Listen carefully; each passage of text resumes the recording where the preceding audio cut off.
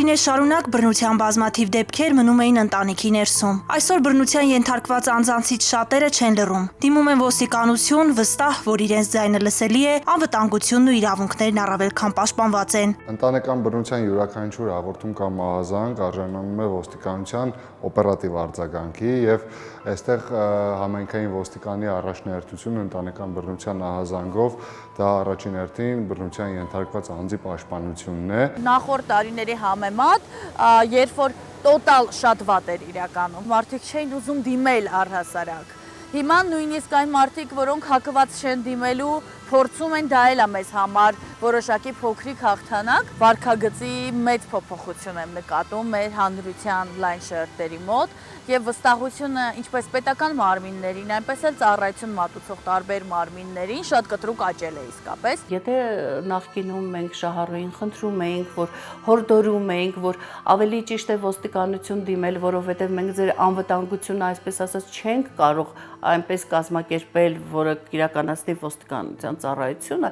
հրաժարվում էին։ Իսկ հիմա շատ հանգիստ իրենք դիմում են ոստիկանություն, արդեն ոստիկանության նկատմամբ վստահությունը բարձրացել է։ 2026 թվականի 6 ամիսների ընթացքում ոստիկանություն ստացվել է ընտանեկան եւ կենցաղային բռնության մասին 1375 հաղորդում։ Նախորդ տարվա նույն ժամանակահատվածում ստացված 1297-ի համեմատ հաղորդումների թիվը 78-ով ավելացել է։ Առկա են կալում, եթե մի հանցատեսակ, մի դեպք կամ մի իրադարձություն, եթե ունի աճի միտում, դա բացասական ցուցանիշ է։ Իհարկե ցավալի է, որ ընտանեկան բռնության դեպքեր արձանագրվում են մեր հասարակության մեջ, սակայն իրականում ընտանեկան բռնությունը լատենտային բնույթ կրող հանցատեսակ է եւ հետեւաբար այս դեպքերի ի հայտ բերումը դրանք ոչ թե պայմանավորված են ընտանեկան բռնության դեպքերի աճով, այլ արդեն իսկ առկա դեպքերը իրավական դաշտ բերելով եւ արձանագրելով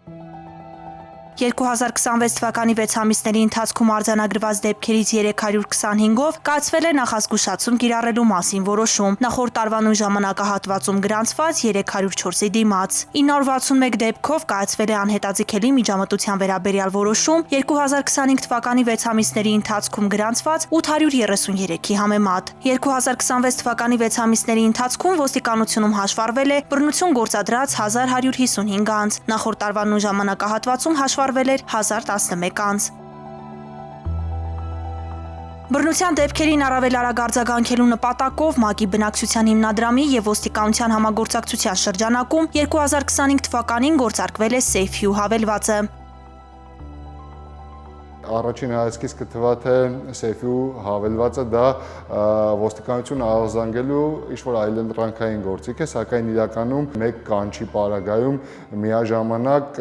ապահովում է բոլոր պետական մարմինների ներգրավվածությունը, ինչը եւ օպերատիվ տեսանկյունից եւ արագ արձագանքման տեսանկյունից եւ նաեւ պաշտպանության կազմակերպման տեսանկյունից մեծ նշանակություն ունի։ Ընտանեկան բռնության կանխարգելման գործում առանցքային է քաղաքասերակցության հետ համագործակցությունը, համատեղ աշխատանքի արդյունավետությունը գնահատելու եւ առկա խնդիրները վերհանելու նպատակով պարբերաբար անցկացվում են հանդիպումներ, իրականացվում մարզային այցելություններ։ Ոստիկանության հետ մեր համագործակցությունը շատ բարձր հիմքերի վրա կարող եմ ասել դրված է, որովհետև մենք հաճախակի հանդիպումներ ենք ունենում։ Մենք կարողացնենք վերջին տարիներին ձևավորել այնպիսի համագործակցություն, որ բավականին սահուն է ընթանում ներքին գործերի նախարարության ենթակայության տակ։ Հասարակական կազմակերպությունների գնահատականը չպետք է նվազեցնի մեր ուշադրությունն ու կարևորությունը գործընթացի նկատմամբ, ուստի մեր նշված տեմպերը նախարարության կողմից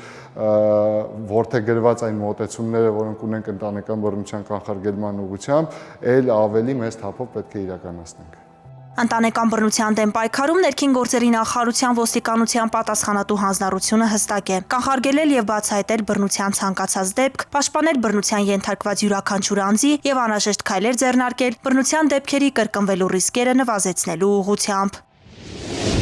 Իրացնելով քրեական ոստիկանության գլխավոր վարչությունում ստացված օպերատիվ տվյալները, քրեական ոստիկանության Սյունիքի եւ Լոռու մարզային վարչությունների ու համայնքային ոստիկանության Ստեփանավանի բաժնի ծառայողները համատեղ ձեռնարկած օպերատիվ հետախուզական միջոցառումների արդյունքում հուլիսի 19-ին Ստեփանավան քաղաքի Ռումինական փողոցի հասցեներից մեկում հայտնաբերել եւ արգելանքի են վերցրել 51-ամյա մի տղամարդու, որը մայիսի 12-ից քրեական ոստիկանության Սյունիքի մարզային վարչության կողմից հետախուզվում էր քրեական օրենսգրքի մի շարք հոդվածների, այդ թվում ծանր մարմնական վնասվածք պատճառելուն եւ մարդուն առևանգելուն հանցակցելու մեղադրանքներով։ Նրա նկատմամբ խափանման միջոց էր ընտրվել կալանքը։ Տղամարդը ներկայացվել է վարույթն իրականացնող մարմին, կատարվում է նախաքննություն։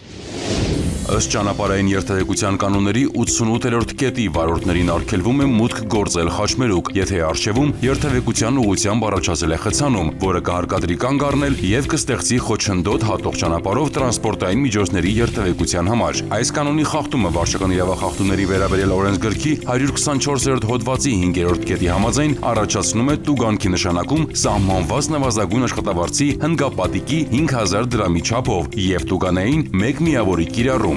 Ներքին գործերի նախարարությունը հորդորում է խստագույնս պահպանել ճանապարհային երթևեկության կանոնները։ Կառավարությունն իրազեկում է Անտառներն ու բուսածածկ տարածքները մեր երկրի կենսական եւ ռազմավարական հարստությունն են, սակայն անգամ մեկ անզգույշ քայլը կարող է անդառնալի հետևանքներ ունենալ։ Բնության գրկում հանգիստը կազմակերպելիս դրսևորեք հոգատարություն, ստեղծեք մաքուր եւ անվտանգ միջավայր։ Հրդեհավտանգ ժամանակաշրջանում խստիվ արգելվում է բուսածածկ տարածքներում նետել այրվող լուցկի կամ ծխախոտի մնացորդներ, չնախատեսված վայրերում խարույկ վառել։ Արգելվում է վառելիքով լիցքավորված ավտոմեքենաների շրջակայքում ծխելը, բաց կրակից օգտվելը, ինչպես նաև բացատներում շշեր եւ ապակու կտորներ թողնելը։ Դրանք կարող են ոսպնյակի նման ֆոկուսացնել արևի ճառագայթները։ Արգելվում է այրել չոր խոտը կամ խոզանը։ Վառելանյութերն ու քսանյութերը պահեք փակ տարաներում։ Դրանց պահման վայրերը շրջափակեք առնվազն 1.5 մետր հանքայնացված շերտով։ Մաքրեք բուսածածկույթից եւ փայտի մնացորդներից։ Հրդեհի փոքր օջախ տեսնելիս անտարբեր մի անցեք։ Անմիջապես փորձեք մարել կրակը կամ արագ հազանգեք 112։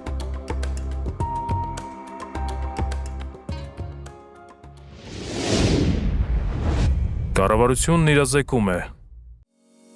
Հարգելի քաղաքացիներ, հունիսի 1-ից սեպտեմբերի 30-ը հանրապետության տարածքում համարվում է հրդեհավտանգ ժամանակաշրջան, կարևոր է այդ ընթացքում հատուկ ուշադրություն դարձնել հրդեհների կանխարգելմանը եւ բնակչության շրջանում բացատրական աշխատանքներին։ Անտառային եւ բուսածածկ տարածքներում հրդեհներից խուսափելու համար արգելվում է չնախատեսված տեղերում վառել խարույկ, նետել այրվող լուցկի, չմարված ծխախոտի մնացորդ, վառելիքով լիցքավորված ավտոմեքենաների շրջակայքում ծխել եւ օգտվել բացկրակից, այրել չոր խոտ կամ խոզան, արևով լուսավորվող բացատներում թողնել շշեր, ապակու կտորներ, քանի որ դրանք կարող են ֆոկուսացնել ճառագայթները, վերածվելով հրկիզող ոսպնյակների։ Հարգելի քաղաքացիներ, հրդեհի փոքր օջախի հայտնաբերման դեպքում փորձեք հանգցնել այն, օգտագործելով կրակմարիչներ, բահեր, ծառերի ճյուղերի կապուկներ, թաց հագուստ, ամուր կտոր։ Պետք է համոզվել, որ կրակը մարվել է եւ կրկին բորբոքման սպառնալիք չկա։ Պահպանելով հրդեհային անվտանգության կանոնները, դուք կօգնեք հրշեջներին, գիտակցելով, որ չնայած նրանց 24-ժամյա անձնվիրաբար ծառայությանը, անտառն ամբողջությամբ եւ մշտապես ուշադրության կենտրոնում պահելն անհնար է։ Հիշեցում վարչական իրավախախտումների մասին Հայաստանի Հանրապետության օրենսգիրքը սահմանում է հրկիզման կամ կրակի հետ անփույթ վարվելու հետևանքով անտառներում ծառերը, թփերը, մշակաբույսերը ոչնչացնելը կամ վնասելն առաջացնում է նվազագույն աշխատավարձի մինչև 150 ապատիկի չափով տուգանք։ Խոզանները, բուսական մնացորդներն ու չորացած բուսականությամբ տարածքները, արոտավայրերի ու խոթարկերի բուսականությունը, գյուղատնտեսական անտառամերձ, անտառային եւ բնության հատուկ պահպանվող տարածքների հողերում այրելը սահմանված նվազագույն աշխատավարձի 50 ապատիկից 300 ապատիկի չափով։ Հարգելի քաղաքացիներ, եթե նկատում եք հրդեհ, ապա զանգահարեք 112 հեռախոսահամարին։